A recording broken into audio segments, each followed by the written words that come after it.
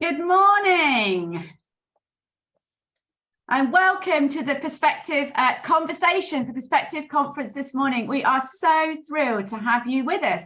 My name is Rachel Jordan-Wolfe and I'm the Executive Director of Hope Together. And good morning from me. My name is Rachel Heffer and I serve at the Evangelical Alliance as Head of Mission. We are really thrilled to have you with us this morning. And right from the outset, we'd just love to express our huge thanks to you for setting this time aside to come and join us on this Saturday morning, or indeed for those of you who might be watching this in the aftermath on the recording.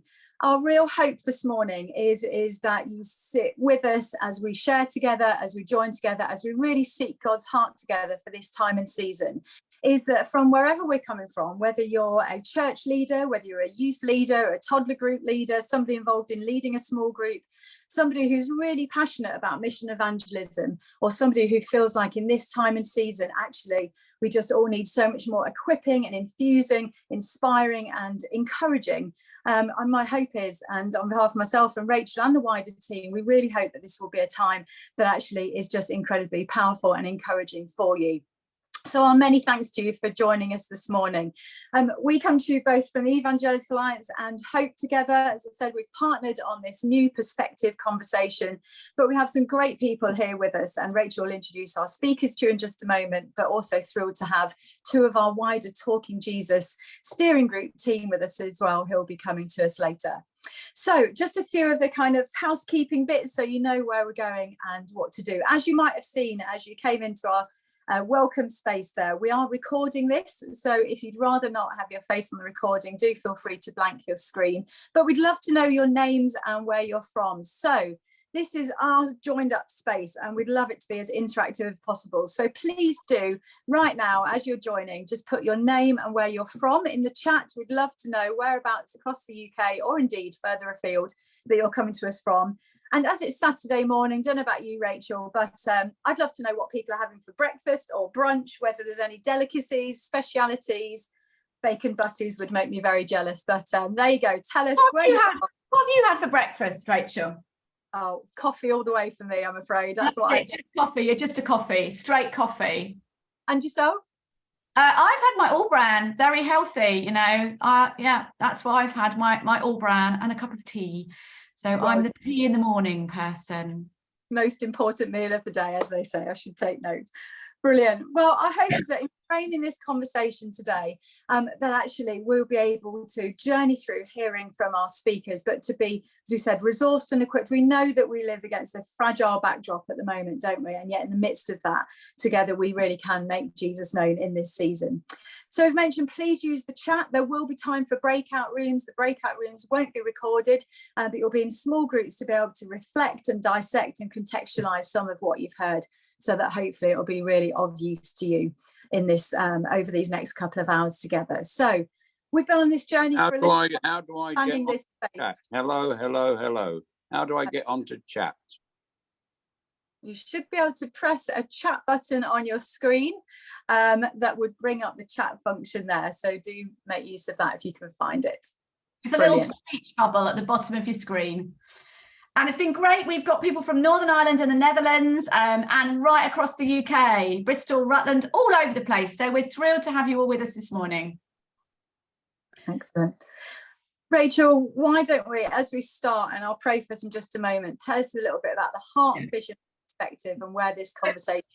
Yeah, so we really wanted to get people together. Hope and the EA were like, it would be wonderful right now to get people together to focus on mission evangelism again. It particularly came out of the Talking Jesus research, which you'll hear why later on. We saw that that was really pointing right now to a very special time in the nation where it's a really good time for mission evangelism. And we were like, how can we get that information out more widely? How can we encourage the church, and how can we serve the church at this moment? And how can we have a conversation about what the lenses are, if you like, of what's happening now is impacting mission and evangelism?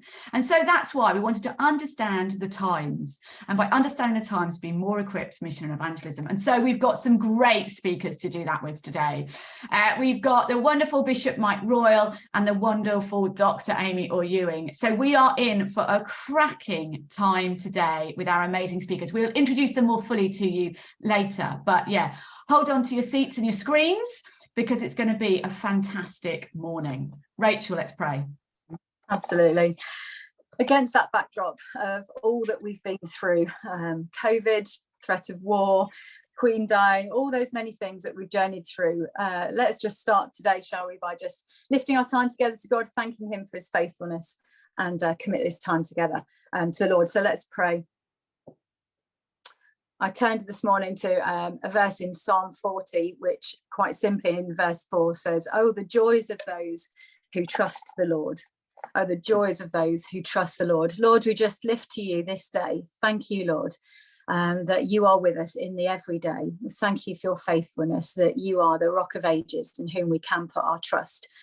And in that place of trust, there is joy. So, Lord, we pray for your joy this morning. Pray for every one of my friends here on the screen, Lord, as we listen to each other, as we chat together, as we share our thoughts, our feelings, our emotions about what we might hear and the places that we find ourselves in our different contexts, in our churches, our communities, our organisations. Father God, we pray just by the power of your Holy Spirit this morning, would you speak through us all? May we really sense and hear where your Spirit is moving, and may we just catch that sense of where the wave of your Spirit is moving across this nation and indeed in our own home communities. So Lord, we just commit this time to you. I pray for each of my friends, would we really sense that still small voice speaking to us and go away feeling refreshed and encouraged off the back of this time together. So thank you for being with us. We lift our time to you now in your name, Jesus. Amen. Amen. Well, we're going to launch straight in to welcome our first wonderful guest. As Rachel just said, we're really thrilled to have with us Bishop Mike Royal, who's going to come and speak to us now. So Mike, welcome to you as you come up onto the screen. Many of you will know of Mike. There he is. Good morning, Mike. Lovely to see you. Good morning. Let me just give you a bit of introduction, then maybe you can tell us either what you've had for breakfast this morning or maybe what you do in an average weekend if you're not here with us. But by means of introduction, Mike will be known to many of you. He is General Secretary of Churches Together in England, or CTE. He was formerly the Chief Exec of the Cinnamon Network, and comes to you. I was interested to hear this, Mike, that back in 2019 with Keep the Faith magazine, you were voted as one of the 26 Black male Christian leaders who were having the most impact and influence over the UK. What an amazing tribute at that time. Mike's background was National Director as well of Transforming Lives for Good, or TLG. So I know, Mike, you have a heart for the church at large, but also young people and families in the mix of that as well. Mike also serves as a mental health chaplain in the free time that you have, Mike, and you live in Birmingham, married to Vivian for over 29 years, I believe. So in all of that, Mike, we are thrilled to have you with us. I know you are, like many others, a very busy man. Tell us a little bit more about who you are, where you are today, and what do you normally do with your weekends if you're not on a Zoom call like this? No, thank you, Rachel. Firstly, I had porridge for breakfast and a homemade smoothie, which was really nice. Usually on a Saturday morning, I would go for a long walk. So a long walk on the canal would be what I would do. Yeah, it's just great to be with you from the Midlands. Lovely. Well, thank you again for joining us, Mike. Without further ado, let me hand over to you, and we appreciate what you've got to share with us this morning. So over to you, Mike. Thanks. Thank you so much. And so I've been asked to share this morning on the current missional landscape and the opportunities and our collective response to trauma in the light of some of what we've been through over the last few years.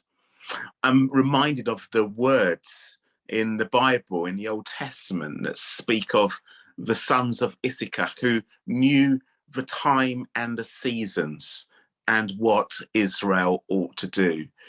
And this morning, I want to set out from my perspective, perhaps the time and the season we are in and the missional opportunity that is afforded us. I would say for the last decade and a half, as a nation, we have sadly limped from crisis to crisis. If we go back to the 2008 financial crisis, it was, of course, that led to that decade of austerity. And then midway through that decade of austerity, we had the Brexit referendum, which of course fueled division as the country was divided through the middle on the issue of whether it should be part of Europe or not. And then very quickly, as the new government was formed, suddenly we found ourselves in the midst of the worst global pandemic for over 100 years. And when I think of that pandemic, I don't know about you, but certainly for me, it brings back trauma. I can remember each day seeing my wife Vivian out through the door as she went to lead our alternative education school that our church runs, keeping the doors open for vulnerable young people all the way through the pandemic. I remember the photos of her in her PPE equipment, testing the children. And not once during that period did she take a day off school. I also remember sitting on the sofa with her and seeing the tears running down her eyes as we both watched TV and we saw the count of the deaths as a result of COVID-19. And yeah, actually, as a couple, in the last couple of weeks, we've been watching a TV drama, This England, which really kind of outlines kind of the story of the pandemic and the government handling of that. And it brought all of that back and reminded of the hopefulness of claps for care workers during the pandemic. And then reality dawning as disparity began to emerge, and we realized some communities were more impacted by the pandemic than others. And that reality then turned into anger as people felt angry over some of the rule breaking. And we know that during the pandemic, and as we came out of the pandemic, we know that social isolation has been a huge issue. We know that the mental health crisis is a huge issue, particularly disproportionately impacting young people as well. And certainly we see that firsthand in the young people that we are working with at our alternative education school. And then, of course, during the pandemic, we had the death of George Floyd and that racialized trauma as well. And as we've come out of the pandemic, then we've had the death of the Queen, but also people grieving and being bereaved from people they have lost during the pandemic. I doubt if there is a person on this conference this morning who did not lose someone through the pandemic. Throughout this period, we've seen the rise perhaps, and also the fall of popularism, crisis in standards of public life, politicians under the cosh, the Ukraine war, and for the first time really in living memory, a feeling of deep instability right on our doorstep. And then the cost of living crisis, where people are having to make a choice between heating their homes or putting food on the table. And I think that people are asking two fundamental questions. They're probably asking many questions, but I think some of those questions distill down to two things. How are we going to make it through? And where can I get help? In terms of the nation's spirituality, we might be surprised that there is in this moment incredible openness. A survey taken on the 3rd of May 2020 found that 25% of the population were accessing online church services during the pandemic. If we think that perhaps 3 or 4% of the population go to church, it's incredible to think that during the pandemic, people were searching out online church services that they could access and listen to. Another survey on the 30th of August 2022 by ComRes found that the majority of young people in the UK say that they had prayed. And 1/3 of those were actually saying, well, I prayed in the last month. In fact, it was more than 56% of young people who had reported to have prayed, compared to only 48% of all adults. So this paints a picture of crisis in the nation, and yet an incredible openness to the gospel. And so there is this huge missional opportunity, an openness of individuals to the gospel in our nation, but also the church stepping up as a place of sanctuary. We know that our churches are delivering social action in the form of food banks and warm hubs and various support groups. We know that our churches are great addressing the issue of social isolation, but also supporting those who have been bereaved as well. But I think that in the midst of all that the church is doing, there is a danger that we miss an opportunity. And that opportunity is to share the good news of Jesus Christ in amongst all the action that we are engaged in. And I have spent my life absolutely committed to social action and the church being salt and light wherever it is. But I'm acutely aware that sometimes we can miss that opportunity in the midst of all we're doing to actually tell people why we do what we do. And I think some churches, there is a reticence to share the gospel of Jesus. Perhaps there's a feeling that if we share the gospel of Jesus while people have needs, then we're doing something inappropriate. Of course, there are inappropriate ways of sharing the gospel and being coercive, but there absolutely are appropriate and natural ways to share the gospel, and we need to find those. I'm very aware that there are some incredible meta-narratives, negative meta-narratives that are circling around. And I think that they threaten the validity of the gospel. And I think as Christians, we need to be completely aware of those. I think that Christian nationalism, which gives the impression that Christianity is a white man's religion, is something that we should be concerned and careful and steering away from.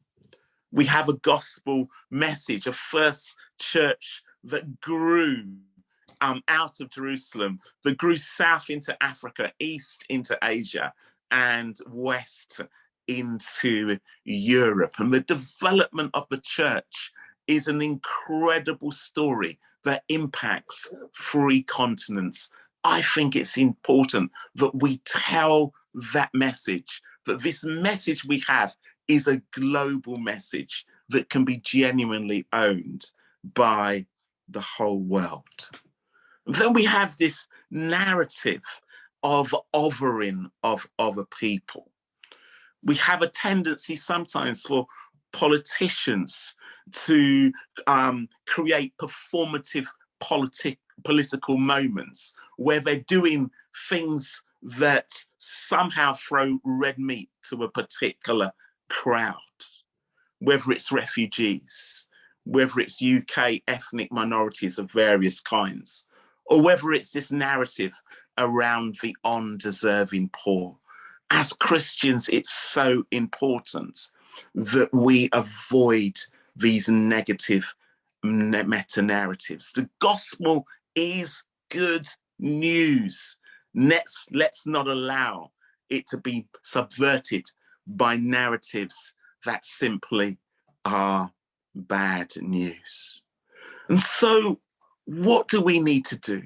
Well, we need, I believe, a fresh confidence in the gospel of Jesus Christ, which is the power of God unto salvation for everyone who believes.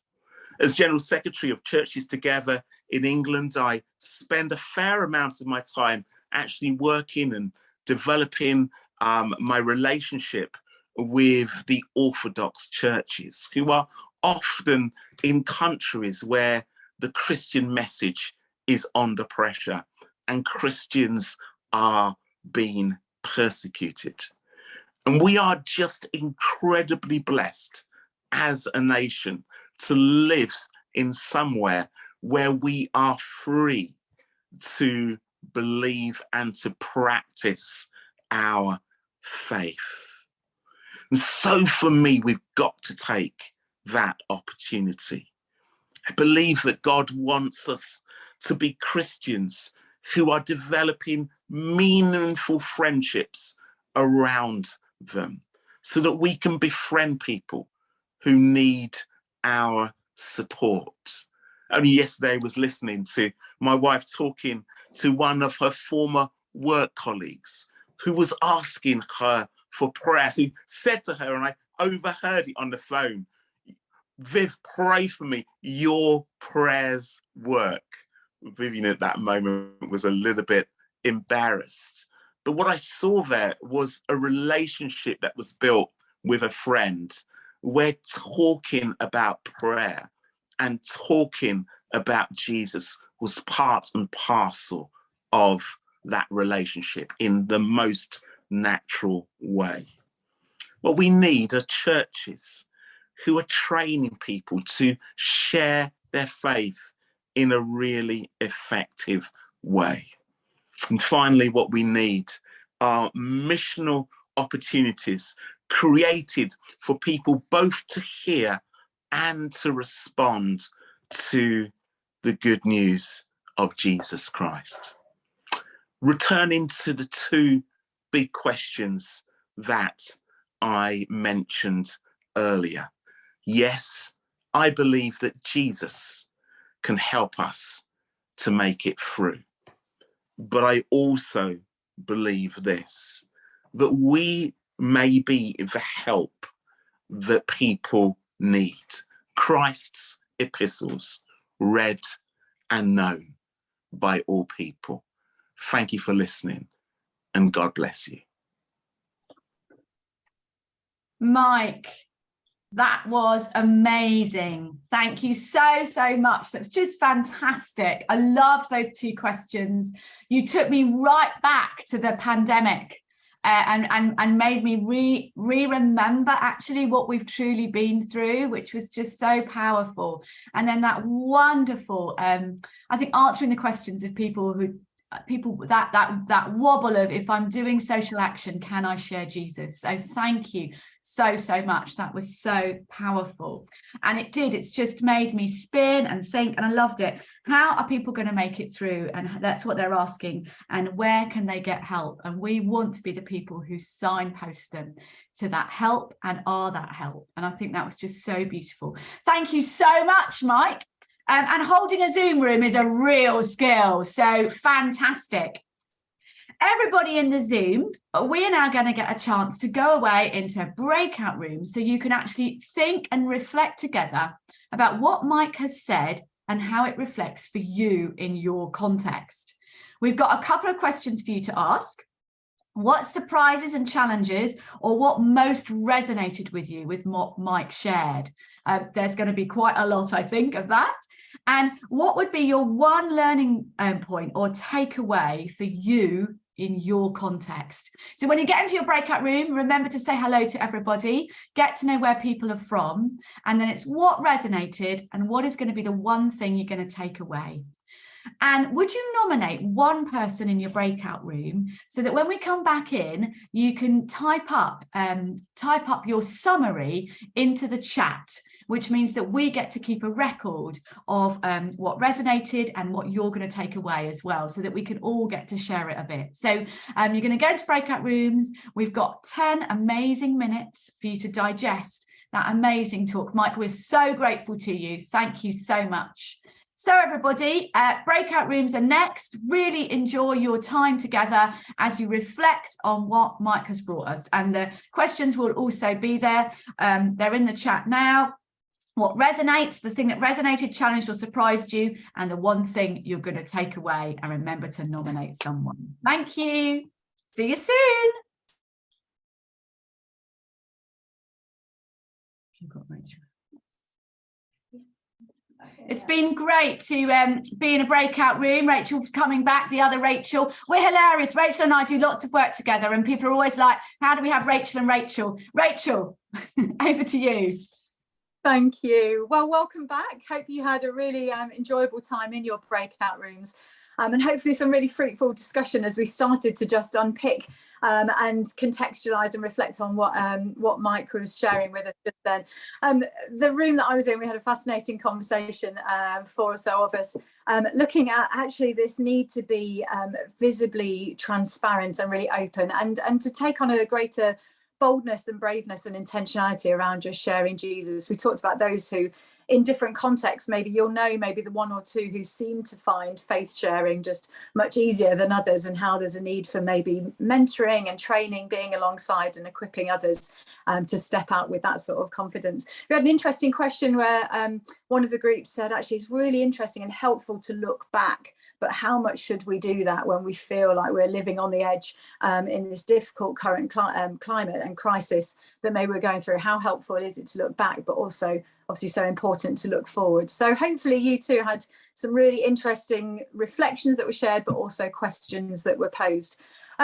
We're going to take a little comfort break now, just for you to stretch your legs, grab another cuppa, and then come and join us. There will be some slides on the screen with some resources and so on, so don't go anywhere unless you need to. But we're just going to take 5 minutes to have a little bit of a break.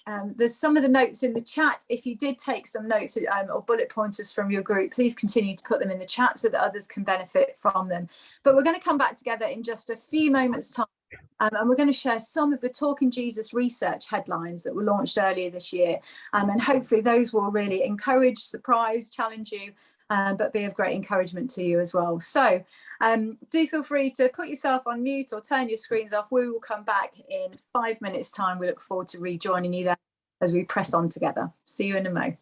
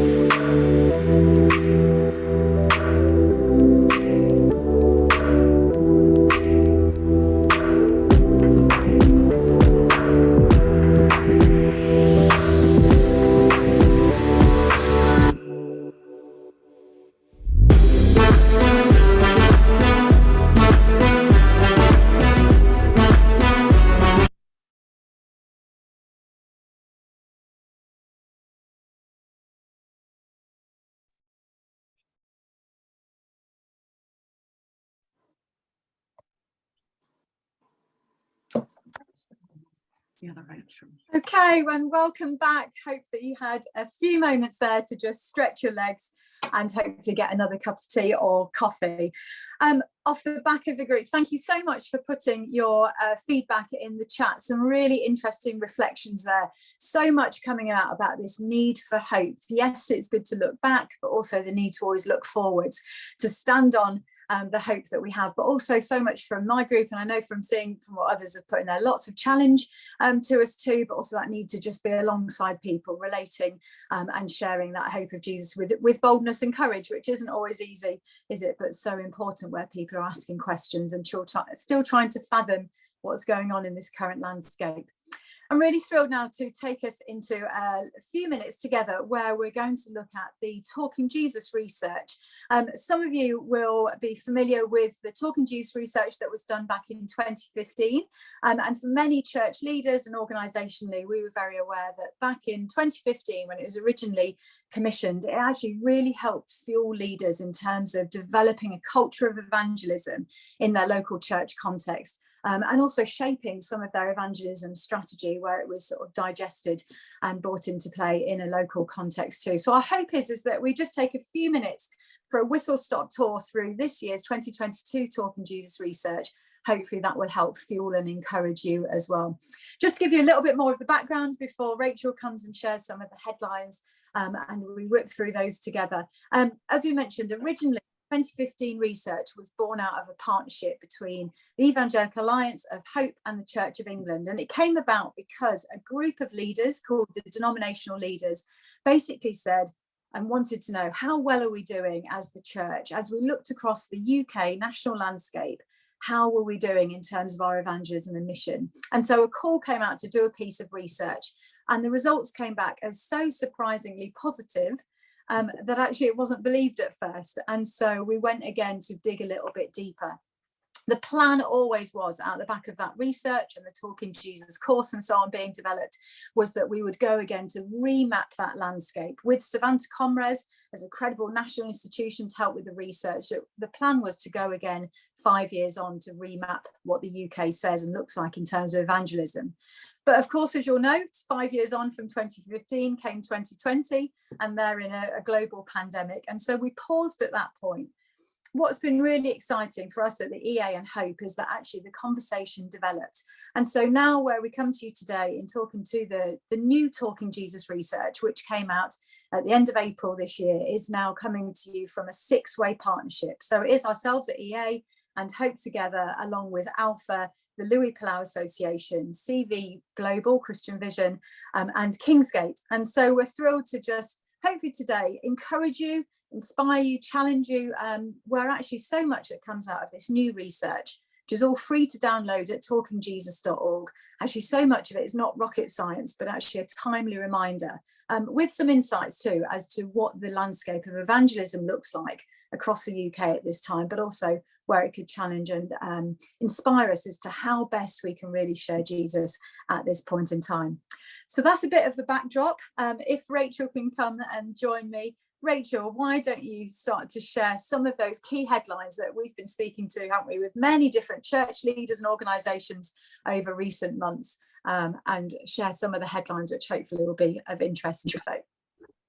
Fantastic. So it's going to be a bit of a whistle-stop tour. The next slide, Alex, would be great. Fantastic. Thank you. I'd like to get rid of your sound. We're just going to sort out the sound repeats here. Great. So as Rachel said, we did this at the beginning of the year. We did it as we came out of the pandemic. It's a large survey of 4,000 UK adults. 917 are an extra sample of practicing Christians. So when we dig deep into what they're thinking, that's also a solid sample. And all the data has a wobble factor of about 1.54 margin of error, which would be normal in this research. First of all, we wanted to have a little look at what the state of faith in the UK was. About 48% of the population would say still that they are Christian. About 4% Muslim, 12% atheist, and a growing group of people who say just none of the above. In a more detailed dive, we would break this also up by age group for you and other factors which might help you understand in deep dive. So please look at the report because you'll get all of that information. Right now, we're skating along the top for you. Out of that 48%, we recognise that not all of those people are in church on Sunday. Well, they certainly aren't where I am here in London, and I doubt they are where you are in the UK. So we wanted a tighter definition of what might be the team for mission and evangelism. And so we looked at the people who regularly came to church or are part of a worshipping Christian community, which is coming at least once a month, and those who prayed or read their Bibles weekly. And that comes out at 6%. So if you like, 6% of the population are part of this amazing team called Practicing Christians. Great, next slide, please. We then went on from that, knowing what our team was. We asked some questions to the whole UK population about what they thought about different questions about the Christian faith. Again, read the report for all of the details. There's one just behind me here. And you'll see this. Can you go back a slide? And this is one of the specific ones that has always been the jaw dropper. I remember when we first saw it in the research in 2015, we were like, what? So in 2015, it was 44% of the population who believed in the resurrection of Jesus from the dead, and it's now 45% in 2022. Now, 16% of those are really solid, but there's that 29% with what I call, again, wobble factor. They are people who I'd love to have a conversation with to help them to go deeper and to really understand the significance of the resurrection of Jesus. Why is this stat so important? It's a bit like, the landscape that Mike was painting. This shows us that in a really secular scientific age, there is still this extraordinary belief in somebody rising from the dead. And that's why this slide is so important to us. So there's more in that section about, if you like, the state of faith in the UK, but we've just chosen a few. So we know we've got a 6% team. There are lots of people who believe in the resurrection. And then we wanted to have a specific look at the non-Christians, those outside the church. And one of the first things that we asked them was, the next slide, please, was where they would go to find out about the Christian faith. Now, I don't know where you go to find out, where you're going to go on holiday, what shoes you might buy, what the weather was going to be today, or even how you found out about this Perspective conference. But my guess is that many of us went to Google. That is why Google is such an important place and space for the church to be. And if you have a little look under that, that's 26%, you can see that 10% of people said YouTube. They're particularly the 18 to 25-year-olds. That's more of a YouTube generation. The rest of us more of a Google. Put that together, 36% of us would go online to find out, non-Christians would go online to find out about the Christian faith. That explains why during the pandemic, when the church went online, so many people joined us, because they could so easily find us, because that's where they would first go to search about us. So the big push is to stay online, and also using our own personal social media presence, again, to witness to our faith. It's such an important space. But after that, going to a local church, hurrah, we've got those. It comes in at 22%. And I absolutely love reading the Bible at 22%. The Bible comes out so strongly through this research, and it makes us more and more confident about giving out the word of God and letting God speak for himself. So that's where a non-Christian would look. Then we asked the non-Christians whether they knew someone like you or me who's a practicing Christian. 53% of the non-Christians in the UK said that they knew somebody like you or me who is a practicing Christian. There's an alarm bell on this one. In 2015, that was 68%. This is the biggest, if you like, most significant drop in the research, which shows that probably during the pandemic years, we've particularly lost our reach. If you like, again, Mike picked up on this brilliantly about more of the isolation that people are feeling. And we as a church have got to be purposeful in going back out there to build those bridges with non-Christians. But for those we do know, we have a terrific opportunity. And they know us really well. They know us as family and friend, which is fantastic. So that means these people are really near to us. And guess what? They really like us. Out of when they were asked what traits, if you like, personified the practicing Christian that they knew, look how amazing we came out. We came out as friendly, caring, and I absolutely love the fact that we come out as good-humoured as well as generous. So why is this slide important? This should encourage you, but encourage all the people in your church that telling someone that you're a Christian will not make them suddenly think that you are any of those negative things, because they know you and they will continue to know you and like you. And even if we talk about our faith and share about our faith, these people in those relationships still know us and they like us, which means we really are the forefront of mission. And if you compare this with how they feel about the church, this emphasizes, can you see that the church doesn't come out quite so well? It's still got some good traits in there, but actually it's the hypocritical and the narrow-minded that really come out more strongly. The church may not be the best starting place for mission and evangelism, but the individual is such a powerful person in the right place, already in relationship, known really well as family and friend, and liked. And so Rachel's going to talk us through the next piece of emphasis of how we might get those everyday, all of us Christians, to share our faith more. Thanks, Rachel.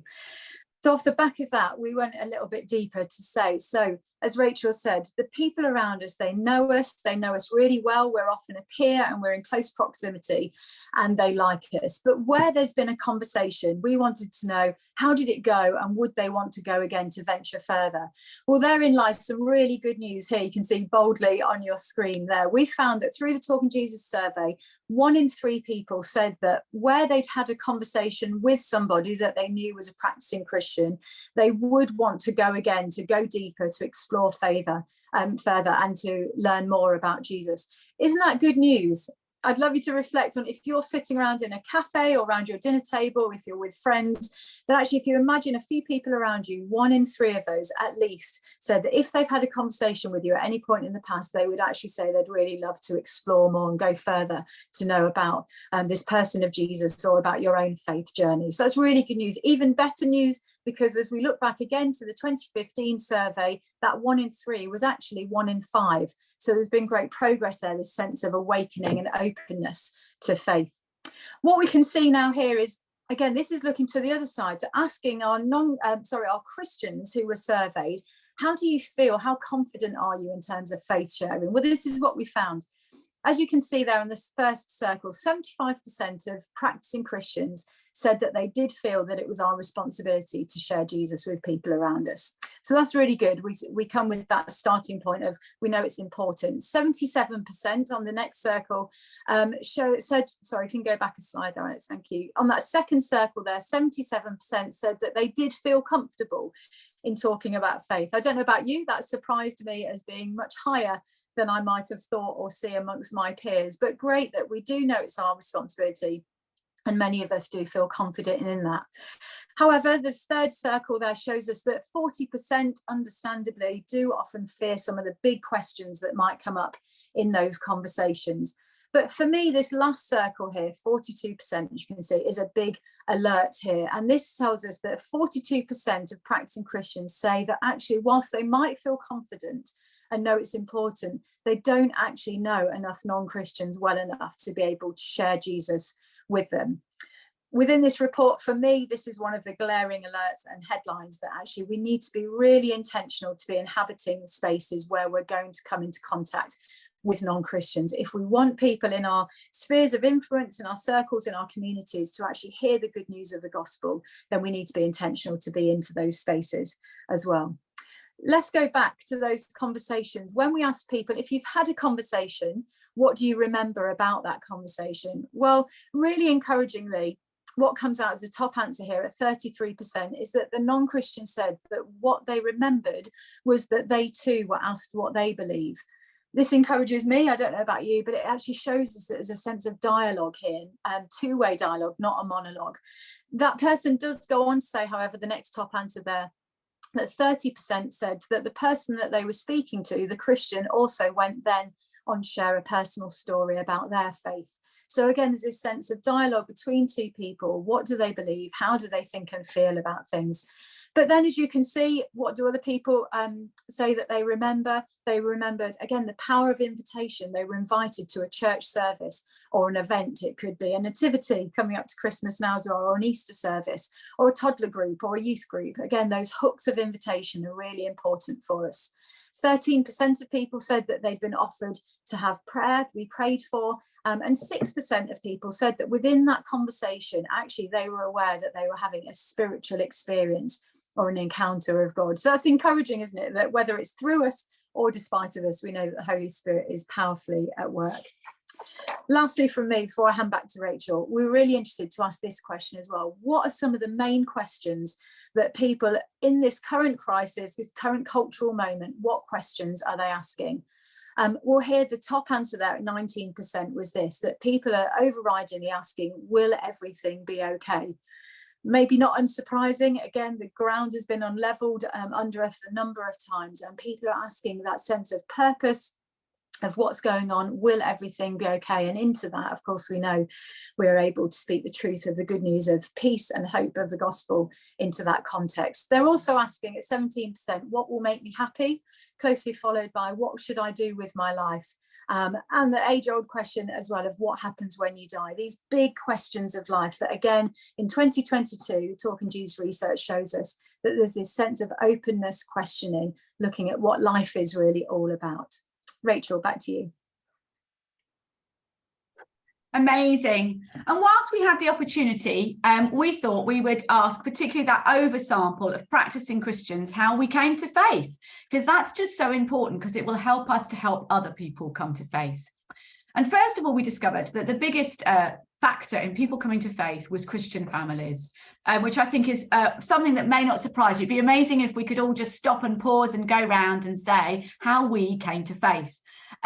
So there's an awful lot of us for whom Christian family and those relationships are key. This puts a big emphasis on everything we do with children and families. It's really important. And then I absolutely love it that the Bible comes in at 24%. This is reading the Bible. It's so important that we actually get the Bible into hands of people. We did this contemporary Mark's Gospel as a result of this, because it looks beautiful, and we know that that will help people to go away and read it. So just putting the Bible out in as many places and spaces as we possibly can, where people will pick it up and engage with the story of Jesus, and where God can speak off the page directly into people's lives, is such a powerful thing to do. And digitally as well. We're doing that digitally. Lots of people are doing that digitally. How can we share and release, if you like, the power of God to speak through his word himself? It's such a staggeringly beautiful statistic. I remember when I first saw this in 2015, I remember almost going, goodness, sometimes we look for new things and new ways of doing things, but actually, if you like, God has given us so many of the tools already to do mission evangelism. Attending a physical church service, just a normal church service, people are often touched if they are just in, if you like, When we're together as the church and Jesus is there with us, of course, people see and encounter Jesus. And I think that can never be underestimated. Sunday school, that will tell you something about an amazing movement that impacted so many people. So I'm going to, if you look at spiritual experience, conversations with Christians you knew well, which is something we've really highlighted, life events and responding to the gospel or Christian event or service. I'm going to flick quite quickly through the next 2 pages. So the next page, if you have a little scroll down here, church school, praying in an open building, youth club, introductory courses like Alpha, Christian content on social media. Next slide, Alex. And again, we're getting into the lower ones here, Christian unions, Christian media like TV. But also, if you look here, only 2% said they had something else. So we did really well on this question. We thought of nearly every possible key influence that was bringing us to faith. But in the next slide, we see something really important. Most of us come to faith before the age of 18. So that explains, if you like, why Christian family came up as such a high important factor. But we are asking people across all the age demographics when they came to faith, but they're telling us that many of them came to faith before the age of 18. If you've, we work with a chap called Professor David Vawaz and some other research, and he said many people make their minds up on how they're going to live life and how it's going to be by the age of like 25. And after that, it gets harder and harder to move them, except for something very key. Now, if you look on this slide, you can, I'm so trying to point to it, it's the crazy thing of Zoom.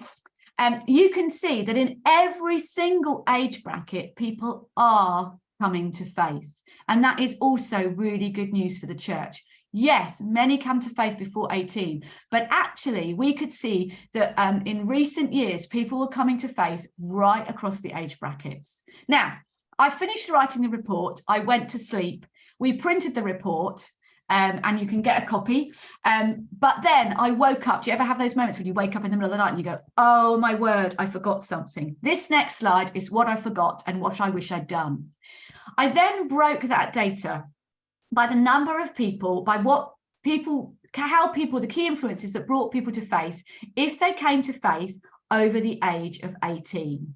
And this is what we see. This is how adults, these are the key influences that bring adults to faith. The number one is a life event at 23%. Everything that Mike told us this morning has been a life event, followed by a life event, followed by a life event on a national scale. What happens when an adult goes through a life event is, if you like, it shakes their world, and some of the things that they thought that they'd made that decision of when they were younger, if you like, they come up again. There's a moment, an open door, when they're reanalyzing and rethinking about their lives. And so this is why it's so exciting to have a look at how people came to faith in adult life, and that life event is key. This could be positive or negative. And so when Rachel did the 1 in 3 people who want to have a conversation about Jesus, in 2015, that was 1 in 5.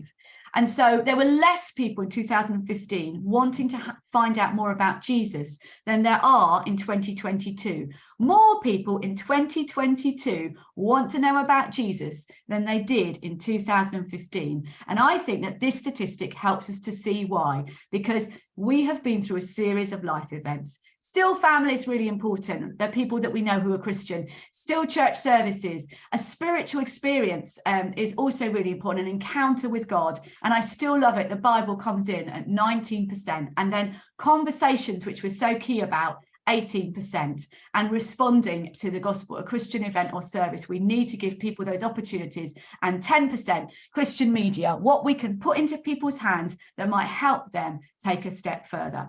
So I'm hoping that you're really going to enjoy digging into this research. Please, if you've got your phone, you can go right now to that QR code, you can download the full report, and you can dig out the whole thing. And we really think it's strategic and can encourage us all in mission evangelism. I'm handing back to Rachel, who will tell you other developments from the Talking Jesus team. Thank you. Brilliant. Thanks so much, Rachel. We really hope and trust that even on those very quick snapshot there of some of the headlines, that has both interested you, maybe challenged you, maybe surprised you.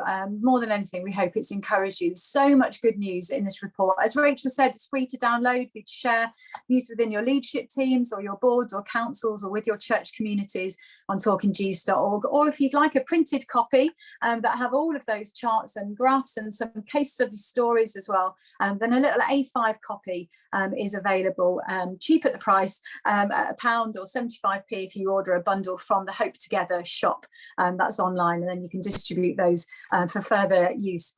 Within this national research, hopefully it's of great interest to many of us, and certainly it's been a joy for Rachel and I and the wider Talking Jesus team to be speaking to it over recent months and seeing leaders and individuals engage for the sake of, as we said earlier, developing a culture of evangelism across our nation within our local churches, but even more than that, to see individual Christian witnesses stand up with greater confidence, recognising that quite simply, through much of the research, it tells us that the best bridge to evangelism is you. It's us as individuals. And maybe you discuss that in part in some of your breakout rooms. But from this national piece of research, our heart is that actually as a steering group, Talking Jesus team, that we develop a toolkit of ways in which this research can drop down to really equip and serve and encourage and resource the local church. So I'm thrilled to invite two of our steering group team, Talking Jesus team, to come and join us in just a moment. The first one is Jack. Jack works for CV Global. Here he is. Good morning, Jack. How are you today? Good morning. Hello. Yeah, good. I'm good. Lovely to see you. Jack, just tell us briefly, what's your role at CV Global? Yeah, so I work on the marketing department at CV. We partner a lot with churches running digital campaigns. So that's kind of my role. And working on this, I've kind of been project leading and helping develop the tool. Brilliant. So we're going to introduce everyone to that tool in just a moment. As we said, this Talking Jesus toolkit, one of the aspects that we'd love to launch today and share with you very first, hot off the press, is what we're calling an evangelism health check. And that's to really serve the local church in being able to benchmark where you're at in terms of how your congregational members or small groups feel about mission and evangelism at this point in time. So Jack, I'm going to hand over to you. You're going to share with us what it is, what it looks like, how people can engage with it. So thank you. Over to you. Great. Yeah, thank you, Rachel. So the evangelism health check. The aim behind this was that we needed to draw on the Talking Jesus 2022 research and create a tool that can really practically serve the church further. We really wanted to help the church understand the state of faith in the UK and share Jesus more effectively, and resource the church with a tool that will develop the culture of evangelism. So, introducing the Evangelism Health Check tool. This tool is free and easy to use for leaders to gauge how your church feels about sharing the gospel and their evangelism habits. It's a really simple and extremely easy way to set up for church leaders, and we've designed it so that it's very user-friendly for the church congregation to answer. So here are some of the features for the Evangelism Health Check. It only takes 5 minutes for somebody to fill out the survey.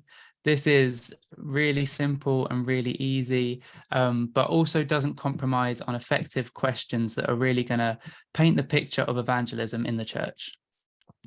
We have created a 5-question and a 10-question version. So you can use either the 10-question survey for your Sunday service, so everyone can answer at the same time, or a 5-question version. And this can be for small groups or slightly smaller gatherings. Of course, it's not limited to this, but this is kind of the idea. And each kind of has its own set of questions. So the 10-question version goes slightly more in depth into the practices and techniques of those in your church that are talking about Jesus. So after your church has filled out the survey, the church leader will then be provided with a statistics dashboard. So you can really see a breakdown of how your congregation is talking about Jesus. This is a really easy way to see exactly the answers that are most popular. You can see it's anonymous. The survey is completely anonymous, so you can't see who's answered the survey, but you can see what's the most popular answer. And yeah, it's just really helpful to see where people are at and where your church is at. So, of course, it's very, very helpful to see numbers, but it's also about what you do with these numbers, and it's more important that you have something to develop. So we've also given an opportunity for churches that use the survey for resources from partner organizations that we've worked with on the website to develop the culture of evangelism within your church. So in your church dashboard, as well as the survey, along the top, you will also have loads of resources that you can easily access for free, that are just going to help you and point you in the right direction to develop. So let's say that you run the survey once for your church, and then you've looked at the results and you've looked at the resources. At any point, you can then create a brand new survey and reassess your church's engagement and progress for evangelism. So you can create as many surveys as you want. All the questions are set. So we've created the questions so that it paints a comprehensive view of evangelism, and you can run this as many times as you like. There are many ways to share the survey. So you can share the survey through a link, pretty simply through an email update or any way you want to. You can share it through a QR code, which is very, very easy for people to access, or you can share it through a PIN. So each survey has its own PIN code as well. So all the user has to do is type in the PIN code on the website and they will access the survey. We've also created a live survey results feature. So what this is you can simply cast the survey onto your screen during the Sunday service, and everybody can access the survey at the same time in the congregation. They can scan the QR code and everyone can answer the survey at the same time. And as they do, all of their results and responses will be populated on the live screen instantly. So it's a really interactive, fun and engaging way to get people participating in the survey. And yeah, this is what we're going to try and do now. So I'm going to share the link in the chat. Please feel free to join in the survey. I'm going to do it myself as well, and we can see how this works and how easy it is for people to participate in the survey, and we can see the live element of it. So this is the web page. Here you can see I've created a few different surveys. I've created one for January and then one for the Zoom call today. So all you have to do, you can see here, you've got the copy link feature, QR code. You can edit the survey. But what we're going to do today is click on real-time survey. So this is going to be what it will look like for your church service. So this will be displayed on the big screen, and the congregation can simply scan this QR code to access the survey. So I will copy this link for the survey and I can put it in the chat. So yeah, please, it's in the chat. Please feel free to click on this link and join in on the survey as we fill it out. So let's start the survey. Question 1. I feel talking about Jesus with non-Christians is, and you can see some results are starting to come through already. Inspiring. We have a couple different results, exciting, easy, and you can see it just updates live straight away. There we go. More results are coming through. 5 for challenging, 4 for important. So question 2, last time you talked about Jesus with someone was not a Christian. So within the past week, within the past 6 months, within the past month, within the past 3 or 4 months. And as you can see, as people answer, it starts to tally up how many people have answered with the percentage, and it changes live. So it's a really engaging way to do this. And there you go. We're getting some more answers through. Question 3, activities you done with someone who is not a Christian. So invite someone to a church event, which was not a service. 2 people have selected that. Invited someone to attend a different course. 1 person selected that so far. Prayed for someone to experience healing. Asked someone questions about what they believe. Talked about Jesus to a non-Christian you don't know. And shared a personal story about your faith with someone. And as you can see, we're starting to get loads of results through right now, which is really great. The most popular being, oh, that's changed, shared a personal story about your faith with someone. So yeah, it's really great to see how it can just change so quickly. Question 4, how confident do you feel to talk about Jesus with people who are not Christians? Fairly confident, very confident, somewhat confident, slightly confident, or not confident at all? It seems like most of us are fairly confident, which is good. It's good to see. Slightly confident. Yeah, there we go.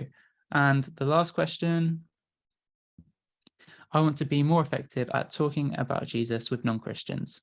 Strongly agree, tend to agree, strongly disagree, or don't know.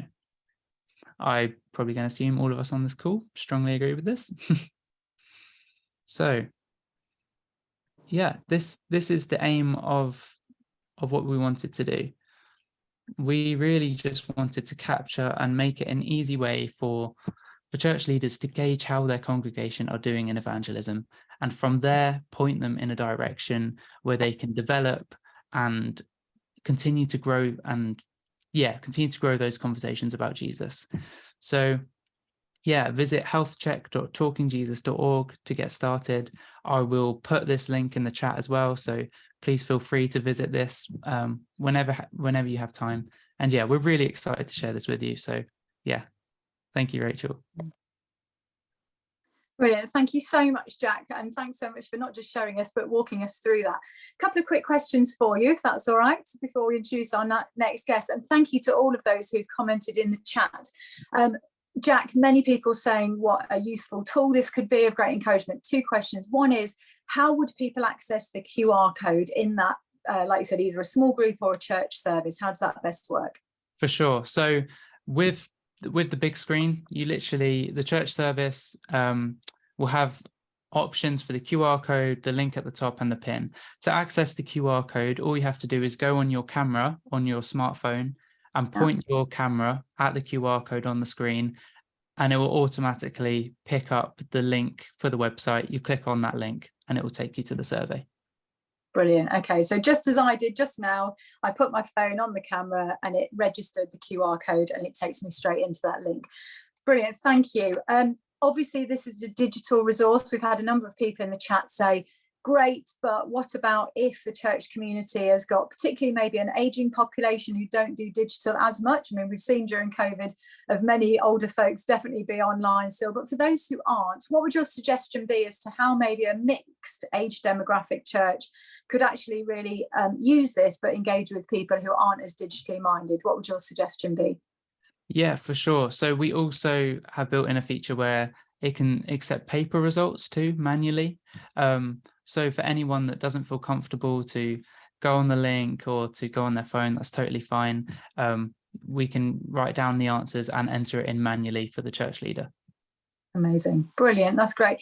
Thank you so much, Jack. And everyone, hope that you'll find this a useful tool that actually within your church context, as Jack's brilliantly explained for us, this is just one way that actually we hope a local church could get that gauge of actually where are we now? Where is it we want to be in terms of that culture of evangelism, and how can we equip and serve our church members to grow in that greater confidence in sharing Jesus themselves. If you've got any questions of that, do email us off the back of an email that you'll receive following this event today. But thank you, Jack. I'd love to introduce you now for our second launch moment of the day, which is another element of the Talking Jesus Toolkit. And that's going to be brought to you by our wonderful Max. Max from Louis Palau Association. If you can come and join me, Max, that would be brilliant. We would love to also introduce you today something called the Talking Jesus Workbook.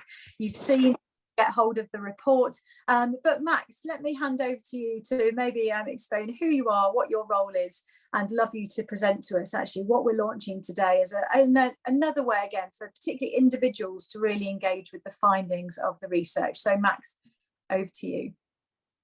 Brill. Well, thank you, Rachel and Rachel. And also just want to say it's great for us to be part of this steering group working on Talking Jesus together.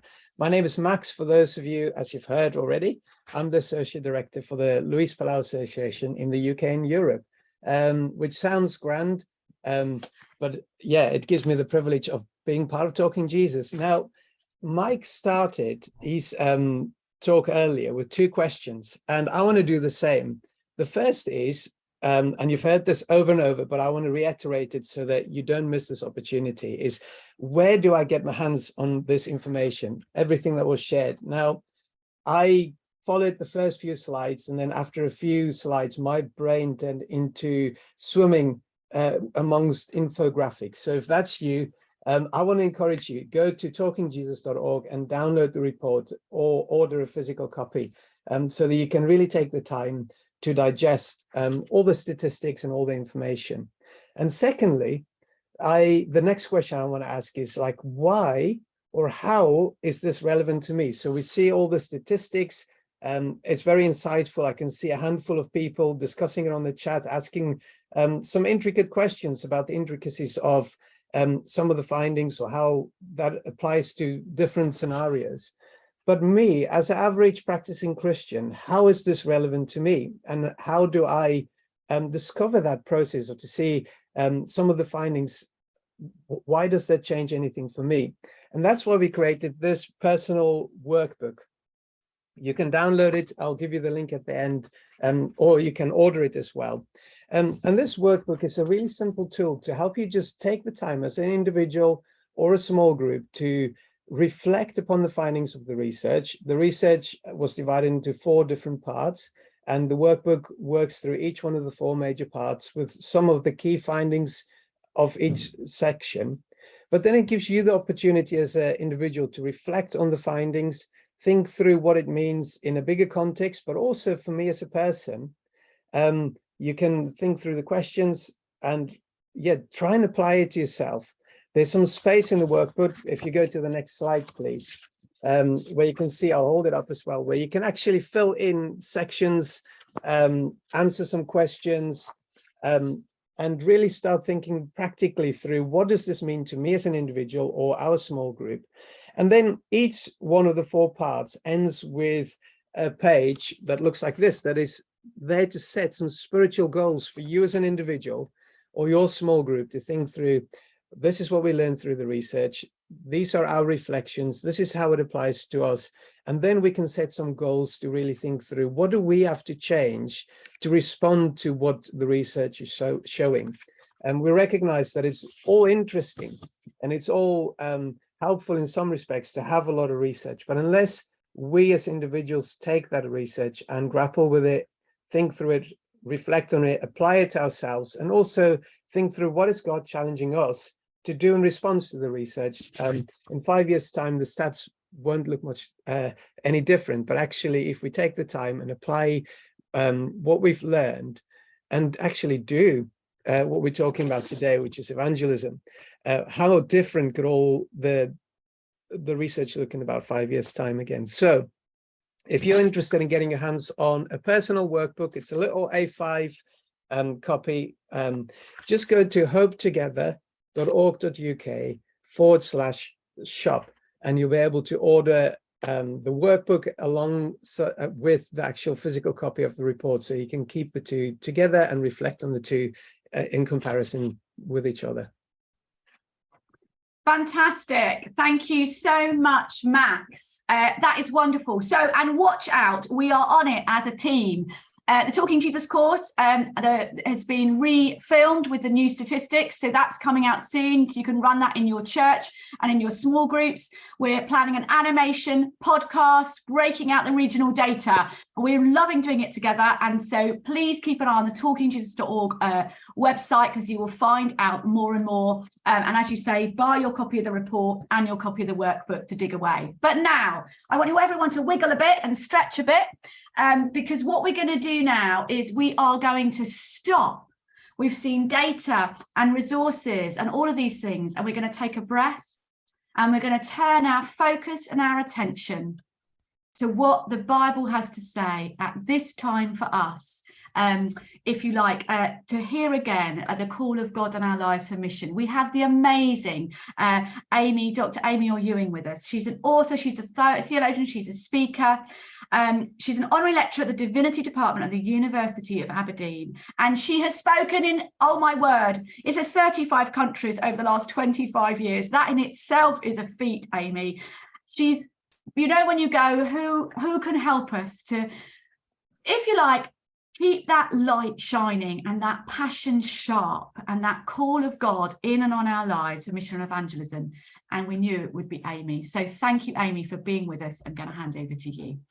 Oh, thank you so much. Thank you, Rachel and the team. What inspiring material we've already had today, and what a joy to have the opportunity to open the Bible together. I'm going to read a few words from the beginning of Acts. And the Holy Spirit has just fallen at Pentecost, and in verse 12 of chapter 2, they ask, amazed and perplexed, they ask one another, what does this mean? Some, however, made fun of them and said they have had too much wine. And then it says, Peter then stood up with the 11 and raised his voice and addressed the crowd. Fellow Jews and all of you who live in Jerusalem, let me explain this to you. Listen carefully to what I say. These people are not drunk as you suppose. It's only 9 o'clock in the morning. And then he goes through his amazing speech, explaining all about who Jesus is and how he's the fulfillment. And verse 32, God has raised this Jesus to life, and we are all witnesses of it. So Rachel asked me to speak a little bit out of the word this morning as we kind of conclude our session together. And I wonder whether, like you kind of hear, like me, you sort of hear that and you think, well, that passage is a speech and it's quite a theological speech. What on earth would a speech have to say to us today? And it is interesting that in the book of Acts, which Luke wrote, there are more speeches than in many other historical books of the time, whether it's Thucydides or Herodotus. And one writer, Ben Withington III, writes this. He says, this is because Luke is chronicling a historical movement that was carried forward in the main by evangelistic preaching. And this distinguished Luke's work from that of other historians who were much more interested in the macro historical events involving wars and political maneuverings and the like. So even the recording of this speech tells us something about how the sort of growth of the early church happened and the role that evangelism and public evangelism had to play. So Acts records 8 speeches by Peter, 2 by James, 1 by Stephen, 9 speeches by Paul, and 4 long speeches by other people who are interacting with the Christian faith. So Gamaliel, a prominent Jewish scholar, the town clerk of Ephesus, King Agrippa, and the Roman procurator Festus.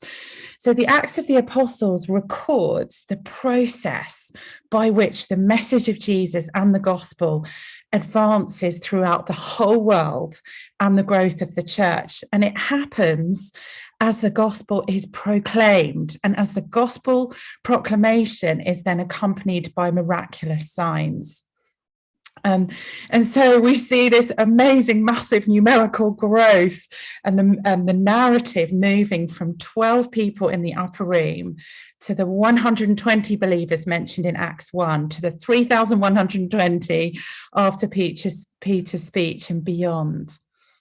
Now, spiritual events and encounters in the lives of other people can be a bit difficult to understand, can't they? It can be a bit like seeing an extremely unlikely couple fall in love. You sort of stand back and watch and you think something weird is happening here and a bit of explanation is needed.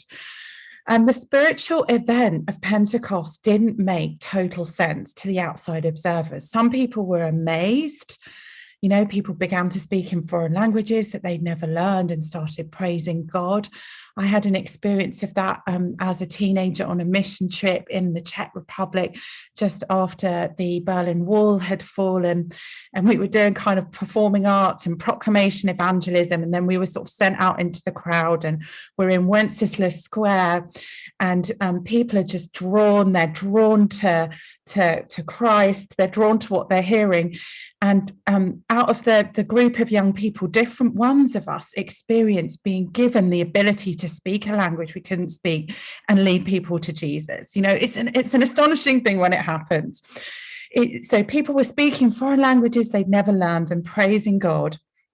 And they think, oh gosh, I'm looking at this, and it must be that these people are drunk, they're intoxicated. And what's interesting in the passage here is that Peter addresses the confusion. He addresses the question in the moment, the question in the culture.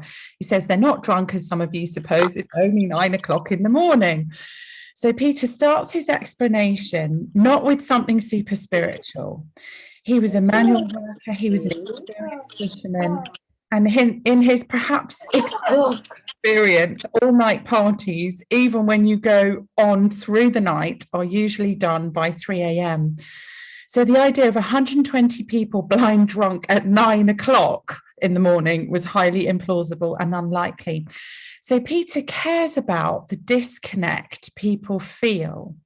And I think there's something in that for us as evangelists and as people involved in mission and who care about evangelism today. Can we be those who hear the questions and the heart cry of the culture and who actually empathize with people's disconnect? Can we be people who do the work of translation when the church or the Christian faith or talk about Jesus might seem a bit alien and a bit other to people? And I think that question speaks to our cultural moment right now, where we do need a fresh perspective on mission and evangelism.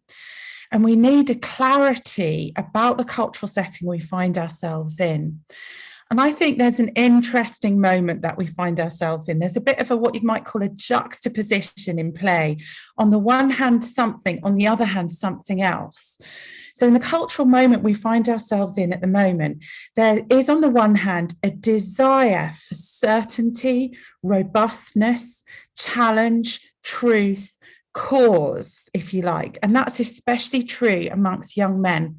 We might look just by going online at someone like Jordan Peterson. He's got 5.6 million subscribers to his YouTube channel, and he's got 11 million views on his video entitled An Introduction to the Idea of God. Thousands and thousands of people will queue up to hear him speak live. And I see this in the teenagers I know. I've got teenage kids, and obviously I know their friends, and I'm always asking them questions about what they believe, what they're interested in. And a lot of them are really, really interested in Jordan Peterson. But it's not just him. We had a leak in our bathroom at home a couple of months ago, and the plumber who came to fix the leak was listening to Jordan Peterson. And when I asked him, like I asked my teenage kids' friends, what is it that you like about this guy? They all said the same thing. They said, what we like is his certainty, his conviction, and his clarity. There's a stirring for challenge and robustness around truth and even around God and purpose and life in the culture. And that is a rejection of postmodernism, and it's a rejection of materialism. It's a rejection of the emptiness of just consuming stuff. God is back in the picture, but it's not a sort of wishy-washy, sentimental, equivocal, or beige religion. It's an interest in how God might actually change people's lives and change their thinking. It was Dorothy L. Sayers, the friend of C.S. Lewis and brilliant communicator of the Christian faith in the 1940s and 50s, who famously said that it is the church that has taken Jesus and muffled up that shattering personality and surrounded him with an atmosphere of tedium. She said, we have efficiently pared the claws of the Lion of Judah and certified him meek and mild and recommended him as a fitting household pet for pale curates and pious old ladies. That feels really apt today. One of the disconnects at the moment in the culture is that the Christian faith is seen as being beige and insipid and uninteresting, when there is, in the cultural moment, an interest in God. So that's one, on the one hand, of the juxtaposition. On the other hand, what we're seeing in culture at the moment is one of the biggest intellectual challenges facing the Christian faith, that arises out of what you might call identity politics, or what sociologists call intersectionality thinking. Now, this might be expressed in people saying things like, well, Christianity is colonization, Christianity is sexist, the Christian faith is abusive, Christianity will make you on the wrong side of history, Christianity is a sort of aggressor in the power discourses of the day and not a liberator. It's not about justice, it's about oppression. Let's consider a few moments, let's spend a few moments considering this hand of the cultural moment that we find ourselves in. So into the vacuum of meaning left by postmodernism, which rejected the idea of overarching truth structures. Postmodernism said there's no big picture story that can give our lives meaning. Everyone just has their own individual truth. Truth is relative. And postmodernism particularly rejected the Judeo-Christian story that has so clearly shaped Western culture. So into that vacuum left behind by postmodernism, discussions began around human identity and around self-realization. And people began to sense that actually we do need stories that give our lives meaning. It isn't just enough to say that's your truth, that's my truth, because there are some things that do really matter to us. And what filled, if you like, that vacuum was this idea of intersecting experiences of injustice. And this came to mean that I begin to understand what it means to be a human, and I begin to identify myself and my sense of meaning as a person through my experiences of evil and injustice in this world. And I begin to define you and the group that you might be part of in the same way. And we're all going to experience injustice in different ways according to this way of seeing the world. And those different layers of injustice intersect differently for different ones of us.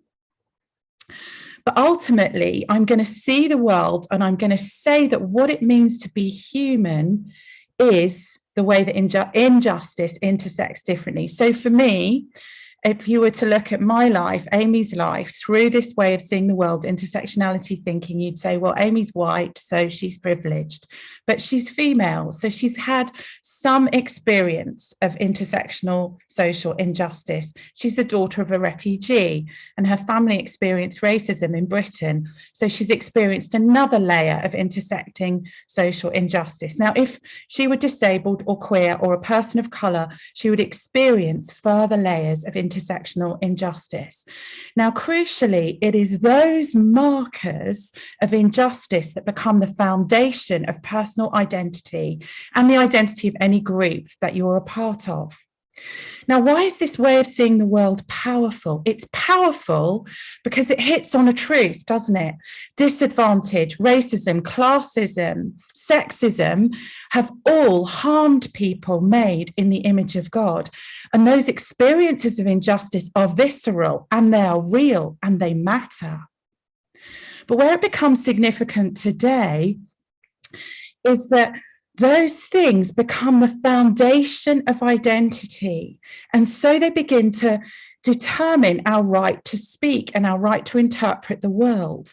And that means that any disagreement or any challenging conversation becomes highly personal, because it's not an idea you're disagreeing with. If you challenge me in any way, you are challenging my right to exist. You're challenging my sense of identity. You're trying to delete me. And so you need to be stopped. You need to be silenced. You need to be ostracized. You need to be cancelled. How do we navigate this as Christians, where sometimes when we're sharing the gospel message that we're sharing might feel challenging to a person, and we don't at all intend to delete or cancel or, evoke rage or hatred at all, but we're kind of on the back foot because we don't know how to talk about Jesus without maybe a person responding in this way.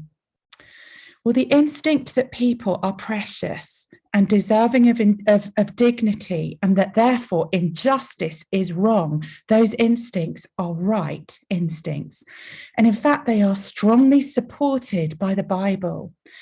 If human beings are created in the image of God, as Genesis 1:27 tells us, then we actually have an explanation in Scripture for the essential validity of humanity. But the wrongs that intersectionality thinking is trying to right won't be righted or resolved by an ever-increasing anger or violence or hostility or rage towards people who see the world differently from us. The gospel has a different solution to the same problem. The gospel actually speaks into the injustice that this world experiences and meets us as human beings, not defining us by our experiences of injustice, defining us by our lives having a transcendent source, but meeting us in our experiences of injustice with the radical love of God for this broken world and the justice that he brings through the cross of Jesus Christ.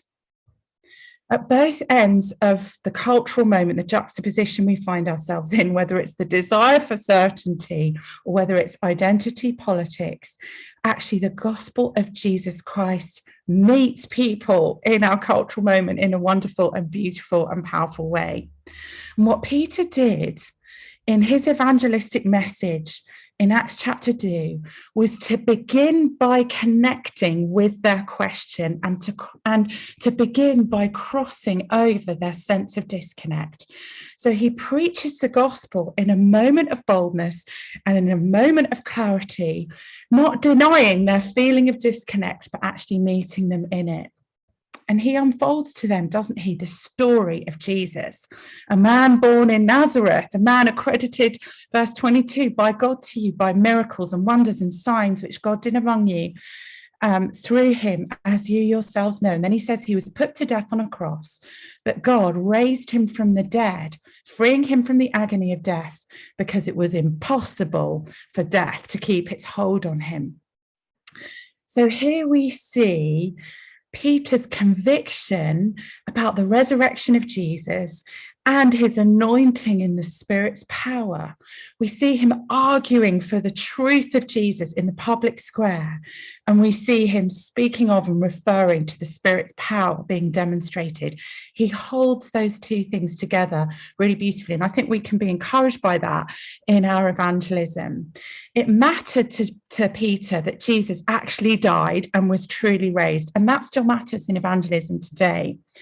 My dad was not raised, my parents, neither of them were raised in Christian families. In fact, my dad was raised by an atheist scientist who forbade him to ever speak about God, and the Bible was a forbidden book in their house.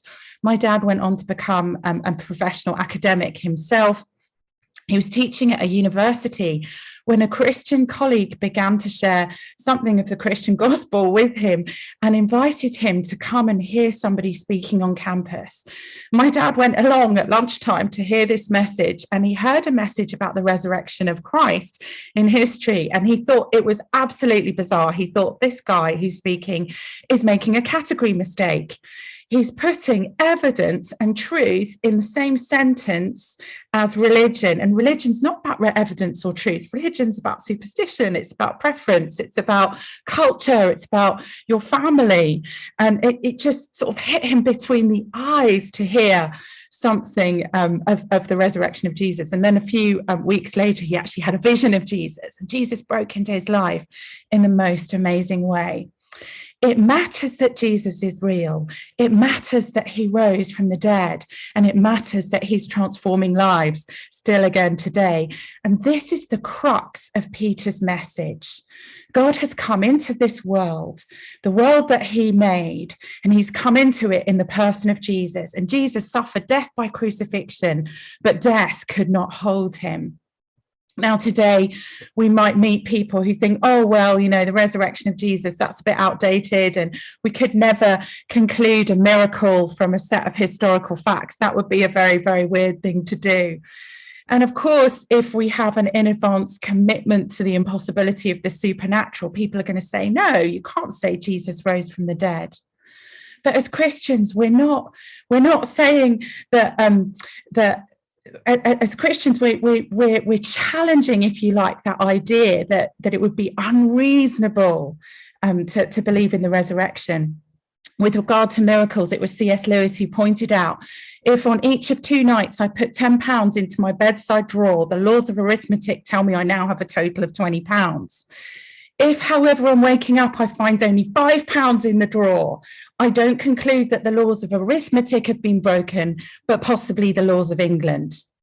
What is C.S. Lewis saying? He's saying 10 plus 10 equals 20.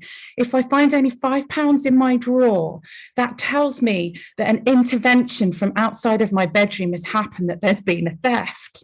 And he's saying in the same way, as Christians, we believe in natural law. We know that dead people stay dead. And so the resurrection of Jesus is not the breaking of natural law. It's not Christians saying we no longer believe in science. It's saying that the God who created those laws, the God who made the room and the universe, can actually enter, he can intervene. And it's our knowledge of those laws that enable us to recognize a miracle like the resurrection. N.T. Wright said, no other explanations have been offered in 2,000 years of sneering skepticism against the Christian witness that can satisfactorily account for how the tomb came to be empty, how the disciples came to see Jesus, and how their lives and worldviews were transformed. I want to encourage you this morning from the scriptures and from the evidence that Jesus Christ rose from the dead. And if we believe that with confidence, it will change our evangelism. Peter's unleashing into somebody who could preach with confidence and see 3,000 people converted in a moment, even with all his baggage, his denial of Jesus, his weaknesses, his disadvantages. His stature here as an evangelist is founded not in his ability, it is founded in the reality of the resurrection of Christ and the truth that Christ has overcome death. And if that is true, it changes everything. Peter's confidence is rooted in Jesus, and he's filled with the Spirit. He's anointed by the Spirit. There's no contradiction between grasping truth, realizing truth, making the case for truth, being confident in truth, and being filled with the Spirit. The two go hand in hand. And as the Spirit's fire falls on the evangelist, people are drawn to Jesus. I wonder in this moment if you just sense that. Perhaps you're very aware of your human weakness. I certainly am. Perhaps you feel I'm too young, or I'm too old, or I'm too theologically uneducated, or I'm too busy, or I've got too much work on, or I'm too poor, or I'm too linguistically challenged. None of these are barriers for the Holy Spirit. Peter preaches in the fire of the Holy Spirit. Mission and evangelism are God's work. And it is a total joy and privilege that we get to be part of it. Peter proclaiming Jesus's resurrection is a beautiful thing to see in this passage. He's proclaiming Jesus' lordship, Jesus' ability to conquer death. And all the challenges that we're facing, that we've heard about, the context of trauma we find ourselves in, culture, it's never been more needed, this gospel message, that there is one who is supreme over evil and suffering and death. And we just need, don't we, in this moment, that fire of the Holy Spirit. Let me just end with some words from J.C. Ryle, the first Bishop of Liverpool. He said, "Let everyone who professes to be a Christian beware of checking your zeal. Seek it, cultivate it, try to blow the fire in your own heart and in the hearts of others, but never, never check it. Beware of throwing cold water on zealous souls wherever you meet them. Beware of nipping in the bud this precious grace when it first shoots. It's a shoot of heaven's own planting. Beware of crushing it for Christ's sake. Zeal may make mistakes. Zeal may need directing. Zeal may want guiding and advising. And like the elephants on ancient fields of battle, it may sometimes do injury to its own side. But zeal does not need dampening in a wretched, cold, corrupt, miserable world like this. So I want to just end with that thought. Let's be zealous for the gospel, for the truth of the resurrection. And let's be filled with the Spirit's fire and confident in the truth of the gospel in this cultural moment, whether we're facing more the kind of end of intersectionality thinking, or whether we're facing more the end of a generation seeking hope and truth and clarity. I'm going to pray for us now, if that's all right. You might want to just open your hands. We're going to invite the Holy Spirit to come and to strengthen us and send us out from this amazing time that we've had together. So, Father, thank you. Thank you for your word. Jesus, thank you for your death and resurrection. And Holy Spirit, we welcome you now. Thank you for your fire and your anointing. We welcome you now to come and rest upon your people, wherever we are, just in our different rooms, but gathered on this call. We pray that you would come and rest on us. We pray, Holy Spirit, that you would anoint us to speak in our cultural moment for your gospel, that you would anoint us to step into the opportunities that we have for mission and evangelism. I pray that you would stir a new confidence and conviction in us. I pray that people on this call would have the joy of stepping out into evangelistic opportunities and experiencing people turning to you through the preached word and through evangelism in conversation. I pray that fruit of this day would be us leading people to Jesus. I pray that where we're disheartened, where we've been harmed by trauma and discouragement, I pray that you would meet us right now and fill us and encourage us and empower us and send us out in that power of your Holy Spirit. In Jesus' name we pray. Amen. Amen, amen. Amy, that was amazing. Thank you so much. We're so grateful again for you joining us on Zoom and managing again to hold a Zoom room, which is extraordinary. And just that touch on culture, both on what we're doing with the identity politics and also that deep need for certainty and conviction in a younger generation. And both of those things, how you've helped us to You've unpacked culture, but showed us how holding firm to the truth of the gospel and being, I love that, being zealous and passionate about our evangelism is so important at this time. Thank you. You've really fed us and we're so grateful to you. Everyone, we just want to be, can you just hold on with us for 2 minutes whilst Rachel comes and joins me? We've had an amazing time together. We would love just to point 2 things out to you. If you're not part of Hope Together's e-news, we'd love you to sign up and find out everything that we're doing here at Hope Together.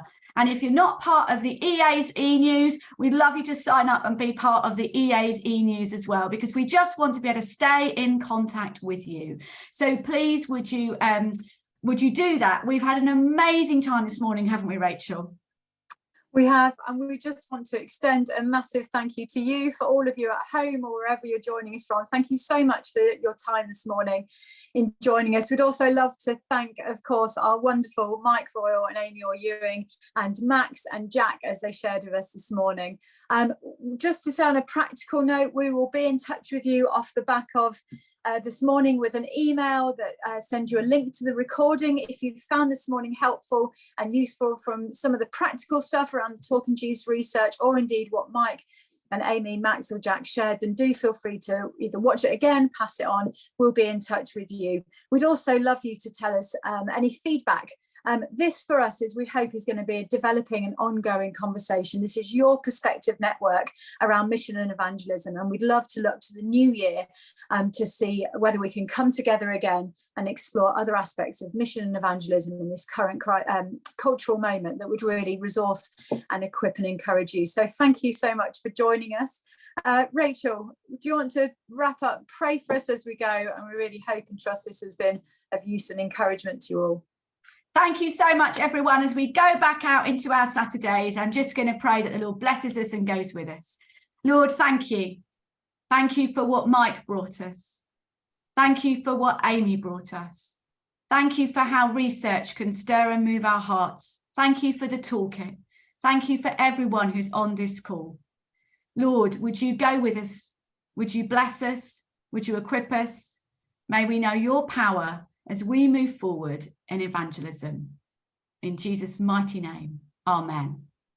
Amen. Amen. Thank you so much for being with us, everyone. We would love you to go on to, if you can, to click on this little poll and let us know. We want to know if Saturday morning is a good time, Thursday evening is a good time, or Thursday mornings. Please let us know what is a good time for us to run this again. We'd love to do it again. We're looking at next March, aren't we, Rachel? To do another perspective online, because we really want to help equip people in the moment, if you like, keeping our eyes focused on what is happening culturally, but keeping our eyes focused on what Jesus is doing and saying and moving. And that's what we want to do together, and we want you to be a part of it. So if you've got a moment, click on the poll, and then thank you so much for being with us today. Enjoy the rest of your day. Do share your feedback, and we look forward to being with you again very soon. Every blessing, we're cheering you on. Thanks again for joining us.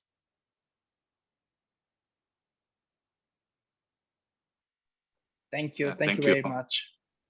Thank you all. God bless. Thank you. Thank you. Thank you. Wonderful. Thank you. Thank you. Wonderful. Oh, thank you so much for being with us. Thank you. We've had a lovely time. Thank you. Thank you, both the Rachels. Thank you very much. Oh, it's been a joy. Thank you for joining us. Yeah. Thank you. God bless. Thank you so much. I was so inspired by that session.